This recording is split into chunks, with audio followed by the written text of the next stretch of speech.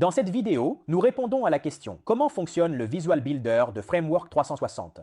Qu'est-ce que le Visual Builder? C'est tout simplement la grille qui apparaît pour modifier les pages de notre site web. Pour ce tutoriel, nous avons demandé à l'intelligence artificielle de créer ce site de démonstration, avec des contenus et des textes adaptés à ce tutoriel. Et nous voulons utiliser le Visual Builder de Framework 360 pour modifier le contenu du site. Pour ce faire, nous pouvons aller en haut à gauche où il est écrit « Modifier la page sur notre site web » ou bien accéder à notre back-office et aller dans Site web puis Page. Accédons par exemple à la page d'accueil. Comme nous pouvons le voir dans la liste, nous la trouvons. Si nous ne la trouvons pas sur la première page, nous pouvons la chercher dans les pages suivantes. Nous cliquons sur la page d'accueil, puis nous descendons dans l'affichage et nous trouverons notre page. Nous cliquons sur la page et le Visual Builder s'ouvrira alors. Et dans ce tutoriel, nous allons justement voir en détail comment il fonctionne. Tout d'abord, à gauche, nous trouvons les blocs. Que sont les blocs? Ce sont tout simplement les contenus. Comme nous pouvons le voir, il y a le contenu vidéo, le formulaire, les galeries et bien d'autres choses. Nous pouvons insérer par exemple une carte, une icône, etc. Pour ajouter un contenu sur notre site web, il suffit simplement de prendre le bloc et de le faire glisser là où. La grille à droite nous le permet en faisant passer la section au vert. En effet, comme nous pouvons le voir, nous pouvons faire glisser n'importe quel type de bloc de cette manière. Si nous voulons insérer le bloc au-dessus de ce texte, nous pouvons par exemple le placer ici et une fois relâché avec la souris, le contenu apparaîtra. Nous pouvons aller sélectionner notre formulaire dans la barre latérale à gauche dans ce cas, puis le formulaire apparaîtra, un peu étroit car la colonne est étroite. Voyons maintenant en détail ce que signifient ces couleurs qui apparaissent à droite. Le constructeur visuel fonctionne plus simplement qu'il n'y paraît. En effet, comme nous pouvons le voir ici, il s'agit à tous égards d'une grille. Dans quel sens? Comme nous pouvons le voir, il y a en haut une boîte noire qui s'ouvre, tandis qu'à l'intérieur s'ouvrent des boîtes bleues et des boîtes vertes. Fondamentalement, il existe trois types de boîtes. La première est noire, puis il y a la bleue et, enfin, la verte. La boîte noire correspond à la ligne, donc la ligne signifie que toute la section que nous voyons de la gauche à la droite de la page et qui s'illumine, comme nous pouvons le voir, concerne évidemment la ligne. La ligne serait en pratique à toutes ces sections, il faut les imaginer comme une ligne sous l'autre. Dans ce cas, il y a par exemple cette ligne en haut, qui est colorée, en gris foncé et qui, dans ce cas, constitue l'entête du site. Ensuite, il y a la ligne qui inclut cette image, avec le texte à l'intérieur, innovation digitale, etc. Et ça, c'est une autre ligne, une autre section. Puis en descendant, on retrouve à nouveau du gris foncé, c'est une autre ligne avec du contenu à l'intérieur. Comme nous pouvons le voir, en effet, les sites web se construisent de cette manière, ligne après ligne, section après section, comme nous pouvons le constater, d'abord blanche, puis foncée, puis blanche, puis à nouveau colorée, avec du contenu à l'intérieur. Donc la ligne est simplement la section horizontale du site web, et elle se répète. Il y en a une ici, une autre là, comme nous pouvons le voir, puis en descendant, il y en a encore une autre, etc. À l'intérieur des lignes, il y a les colonnes. C'est pour cela que je disais que c'est vraiment comme une grille, parce que les colonnes sont celles en bleu. Comme nous pouvons le voir, une ligne peut contenir plusieurs colonnes. Les colonnes sont généralement placées côte à côte, comme nous pouvons le voir. Il y en a une bleue ici, et une autre bleue là. L'une contient un bloc d'images, l'autre contient des textes et un bouton. En passant la souris dessus, nous pouvons les reconnaître car il y a la colonne bleue à droite et la colonne bleue à gauche. Celle de gauche est légèrement plus petite que la bleue. En effet, comme nous pouvons le voir, si nous passons la souris sur la ligne, il sera possible de les diviser en deux. De cette façon, la colonne de droite sera identique à celle de gauche.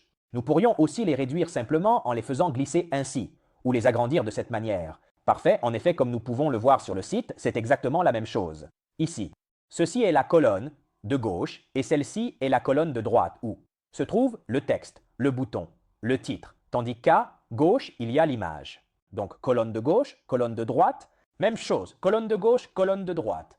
À l'intérieur de chaque colonne, en revanche, il y a des blocs, donc c'est un peu comme une poupée russe. Les matrioshkas sont des poupées, qui en contiennent d'autres, la plus grande contient les plus petites. Comme nous pouvons le voir en effet sur ce schéma, c'est la même chose. On peut imaginer que la partie dorée représente la ligne, celle-ci en noir, la verte représente la colonne qui est incluse dans la ligne, et la bleue, c'est le bloc vert. Donc chaque ligne peut inclure plusieurs colonnes, soit côte à côte, soit ajoutées en dessous, mais toujours à l'intérieur de la même ligne. En effet, 1, 2 et 3 sont inclus dans la même ligne, et chaque colonne peut inclure plusieurs blocs. Comme nous pouvons le voir, cette colonne peut également être supprimée. Et voici le bloc image, qui, en cliquant dessus, peut être modifié à gauche, comme nous pouvons le constater. Ceci est le bloc de titre. Comme nous pouvons le voir, en cliquant à gauche, les paramètres s'ouvrent et ceci est un bloc de texte. En effet, comme nous pouvons le constater, il s'agit d'un éditeur de texte que l'on retrouve toujours dans la liste des widgets en cherchant par exemple le bloc éditeur de texte. Si je le prends et que je le fais glisser, ici je pourrais ajouter un texte personnalisé, comme par exemple « Ceci est un texte personnalisé ». Comme nous pouvons le voir, j'ai ajouté un bloc éditeur de texte sous un autre bloc éditeur de texte, mais j'aurais aussi pu cliquer directement sur le bloc de texte précédent et le modifier. Si je veux changer, par exemple, le bouton, celui-ci, je peux cliquer sur le petit crayon et je peux alors modifier tous les paramètres à gauche. Comme le texte « Lire la suite », la largeur par exemple, si je mets 100%, comme nous pouvons le voir, ou si je mets dynamique, il s'adaptera à gauche. Je peux aussi choisir l'alignement centré ou à droite. En somme, tout est gérable depuis la barre latérale à gauche. Voyons maintenant les onglets, comme nous pouvons le voir, qui s'ouvrent toujours à gauche dans la barre latérale lorsque nous essayons de modifier un bloc de contenu. Comme nous pouvons le voir, le premier onglet est l'onglet Général. Dans l'onglet Général, il y a les paramètres spécifiques à ce bloc. Par exemple, pour un bouton, il y aura le type de couleur que nous voulons appliquer. Dans ce cas, en choisissant Success, non, il deviendra vert. En choisissant Primary, il prendra une couleur plus foncée, etc. Le texte, comme nous l'avons vu, que nous voulons insérer à l'intérieur, en effet, en le modifiant ici, il sera modifié, ainsi que l'alignement comme nous l'avons vu précédemment, et l'événement au clic. L'événement au clic signifie que lorsque quelqu'un cliquera sur ce bouton sur le site web, comme nous pouvons le voir, le lien de la page s'ouvrira, dans ce cas la page « Qui sommes-nous ». Nous pourrons toujours le modifier à partir d'ici, sous l'événement au clic sur la page. Nous pourrons choisir n'importe quelle autre page de notre site. Ensuite, nous trouvons l'onglet « Design ». L'onglet « Design » est identique pour tous les blocs. Nous trouvons toujours l'onglet Design, l'onglet Affichage, l'onglet Overlay. Ces trois onglets y sont toujours identiques. Une fois que nous aurons appris comment ils fonctionnent, nous les retrouverons partout. L'onglet Design inclut en effet tous les paramètres de personnalisation graphique du bloc de contenu. Dans ce cas, par exemple, nous pouvons gérer pour le bouton le design qui doit apparaître sur tous les appareils, uniquement sur la tablette ou uniquement sur le mobile. La même chose peut être gérée ici en haut. Nous pourrions décider du padding, par exemple. Le remplissage serait la distance interne d'un contenu. Dans ce cas, en effet, si j'ajoute 30 pixels, comme nous pouvons le voir, il augmentera et deviendra plus large vers le haut.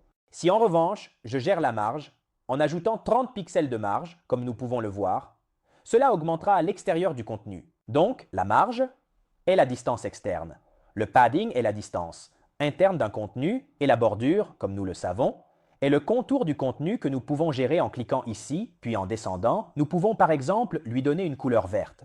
Comme nous pouvons le voir, en effet, cela se voit peu. Essayons d'augmenter en mettant 5. Un bord supérieur a donc été créé, car nous l'avons ajouté uniquement sur la partie supérieure. Si nous l'ajoutons également sur la partie inférieure, comme nous pouvons le voir, il sera aussi ajouté en bas. Une fois que l'on a compris comment fonctionne l'onglet Design, il devient très amusant de faire du web design avancé, car on peut aussi créer des contenus dynamiques, des graphismes très attrayants et ludiques. Sous l'onglet Design, en effet, nous trouvons également la possibilité de modifier la taille du texte.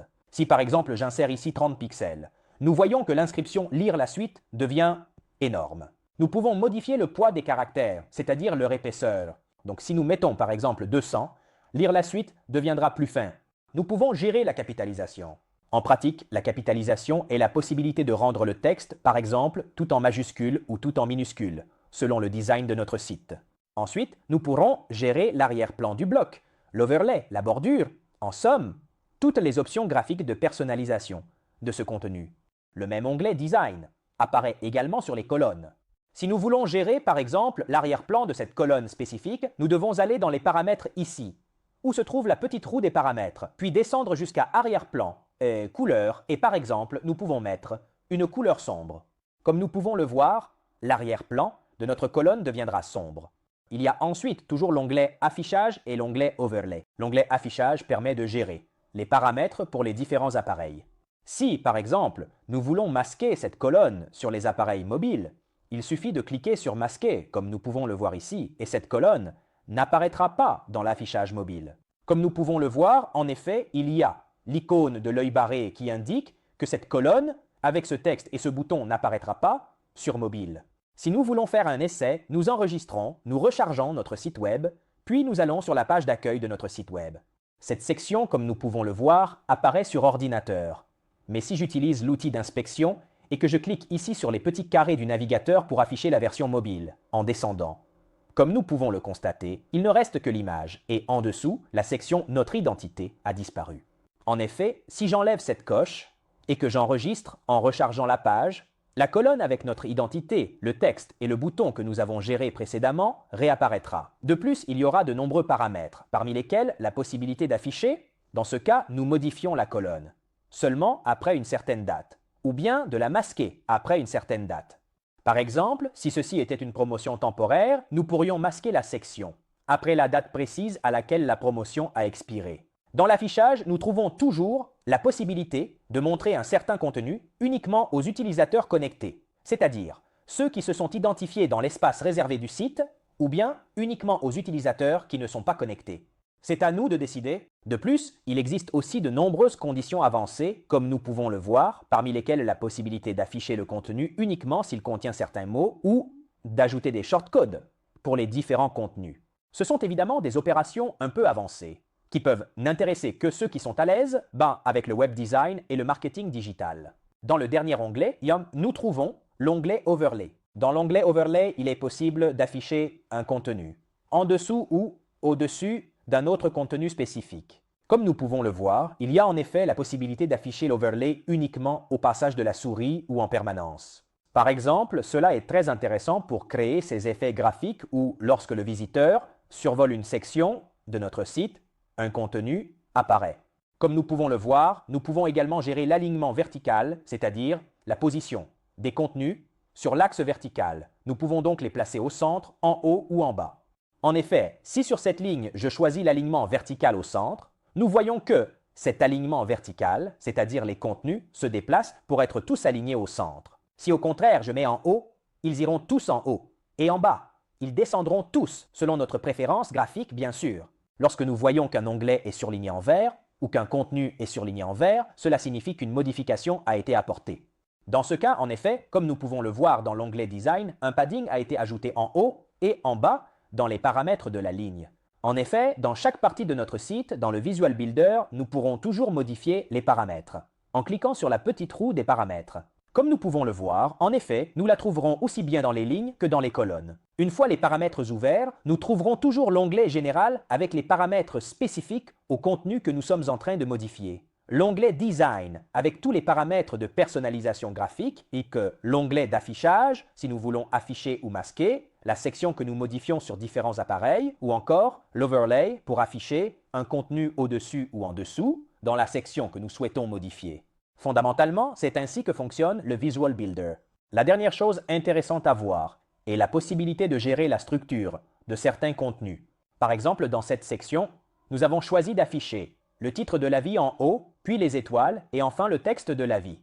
Pour modifier cet affichage, supposons que nous voulions placer les étoiles en haut et le titre au centre, il faudrait cliquer sur le bloc d'avis. Et comme nous pouvons le voir, il y aura toujours les onglets Général, Design, Affichage et Superposition, mais un autre onglet appelé Structure apparaîtra également. Donc, pour récapituler, dans l'onglet Design, nous trouvons les paramètres spécifiques du bloc d'avis. En effet, comme nous pouvons le voir, nous pourrons afficher 3, 4, 5 ou 6 colonnes dans le carrousel. Par exemple, si je mets 4, les colonnes deviendront 4, c'est-à-dire 4 avis à la fois. Ensuite, comme il s'agit d'un carrousel, il peut défiler, il y a l'autoplay, donc il défile tout seul, comme nous pouvons le voir. Nous pouvons le remettre à 3 colonnes, nous pouvons gérer la vitesse de défilement. Si nous voulons mettre une seconde, ce sera plus rapide, comme nous pouvons le voir. Laissons 3 secondes. Le loop, c'est-à-dire que lorsqu'il arrive à la fin, il revient au début. Les points, comme nous pouvons le voir ici en bas à gauche, qui indiquent combien de pages d'avis il y a, ainsi que d'autres paramètres. Dans ce cas, donc, l'onglet Général inclut les paramètres spécifiques du bloc d'avis. L'onglet Design inclut, comme toujours, les paramètres spécifiques de personnalisation pour ce bloc. L'affichage et l'overlay, dans ce cas, n'ont pas été modifiés. En effet, nous voyons que seuls Général et Design sont devenus verts. Mais comment fonctionne l'onglet Structure? Comme je le disais, si nous voulions déplacer le titre de l'avis sous les étoiles ou mettre les étoiles au-dessus, il faut entrer dans l'onglet Structure, cliquer sur Modifier la structure. Et une fenêtre pop-up pratique s'ouvrira, où nous aurons toujours le Visual Builder à gauche, comme d'habitude, mais aussi la possibilité de gérer le bloc qui, dans ce cas, est dynamique, car il va récupérer tous les avis du module d'avis et les afficher sur notre site. En effet, comme nous l'avons vu, en déplaçant le titre et les étoiles, nous pourrions cliquer sur Revenir en arrière et tous les avis apparaîtront avec cette nouvelle structure, c'est-à-dire les étoiles au-dessus, puis le titre et ensuite le texte de l'avis. Nous cliquons sur Enregistrer pour que nous rechargeons notre page d'accueil et, comme nous pouvons le voir dans la section des avis, les étoiles apparaîtront au-dessus, puis il y aura le titre de l'avis et enfin le texte. Cet onglet de structure est justement une fonctionnalité que nous avons inventée et qui sert à afficher des contenus dynamiques. Contrairement à toutes les autres plateformes que l'on trouve en ligne, Framework 360 permet d'afficher des contenus dynamiques. De cette façon, une fois le site construit et la structure qui nous plaît le plus définie, nous pourrons simplement aller dans le module Avis, ajouter un nouvel avis, par exemple titre, nouvelle, avis, texte. Du, nouvelle, avis, les étoiles, et en cliquant sur Enregistrer, il ne sera pas nécessaire de modifier le site, car, étant dynamique, en rechargeant la page, il apparaîtra dans toutes les sections que nous avons ajoutées sur le site. Le nouvel avis vient d'être ajouté. La voici, automatiquement. C'est pour cela que Framework 360 permet de réaliser des sites web très dynamiques et très avancés, car il permet justement l'ajout de contenu dynamique à l'intérieur du Visual Builder.